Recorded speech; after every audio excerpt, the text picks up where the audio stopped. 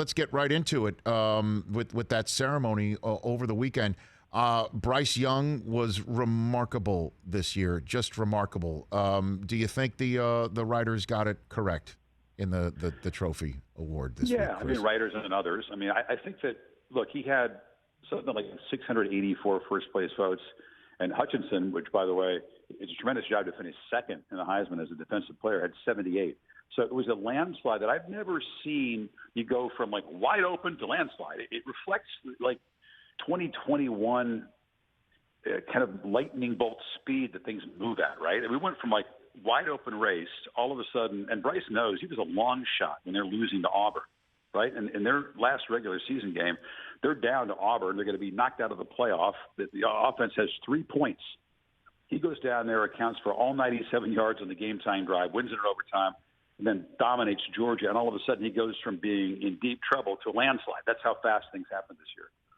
Yeah, and then we're showing the final vote on the screen. I'll be honest with you. I don't know if it's because Hutchinson is so big. I didn't know Bryce Young was so slight, right? It's startling. It is, right? When you see a quarterback listed at 6 foot, you always know that's a fudge, right? Like they're probably 5'10". Like nobody wants to be 5-something, right? In terms of quarterback height, but that makes it all more remarkable what he's able to do. To be the number one recruit in the country at undersized, he sort of makes light of that. I mean, no one doubted Bryce Young was going to be a great college quarterback, by the way. I mean, everybody knew he could play, but he doesn't fit the prototype. And thankfully, the prototype is expanding and changing, in part because of guys like Baker and Kyler, who's going to be in this game tonight. And others have sort of reshaped what prototype is. But he is I would say, 5'10", maybe, right, and very slightly built. Like he knows he's got to get stronger, a little sturdier. He doesn't take a lot of hits because he's so smooth, and they pretty much protect him well for the most part this year. And he's so instinctive and elusive, but he's not powerfully built, which is something you probably want to add a few pounds. But it's remarkable, his vision, all the other intangibles he's got, and then his ability to just be so cool and calm under pressure. Yeah, and we'll get to the games that are still remaining for the college football playoffs in a second with you, Chris Fowler, here on the Rich Eisen Show. We'll get to that in a second. Couldn't help but notice Jim Harbaugh had great seats behind third base on Saturday night. Chris? Are you saying he should have been sitting behind home plate or something? No. I'm just saying he was right behind Ryan Day, who he said, I think it was to the Ohio State coach he was alluding when he said after the victory over Ohio State that some people are born on third base and think they hit a triple. So that's what I'm referring to.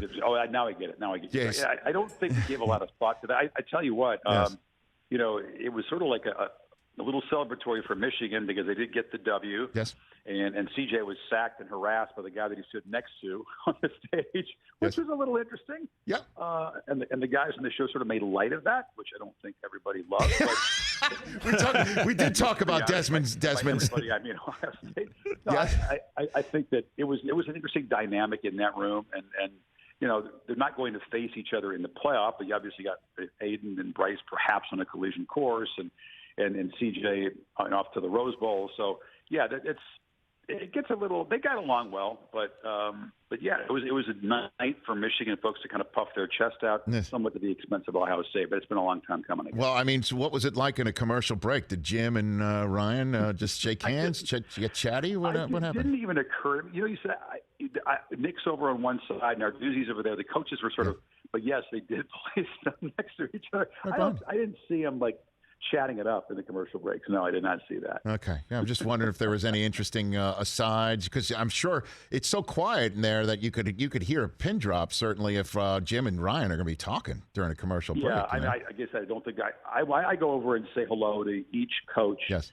And each set of parents. It's not easy to do that before the show. So in the breaks and in and around the show, I try to pay my respects to everybody. And it didn't even occur to me actually that it wasn't just Harbaugh. I think the Hutchinson family was sitting right behind where they were. So literally breathing down their neck. They were a lot of that Saturday in the big house. Hey, you watched all the way to the end. Thanks for that. Watch more right here.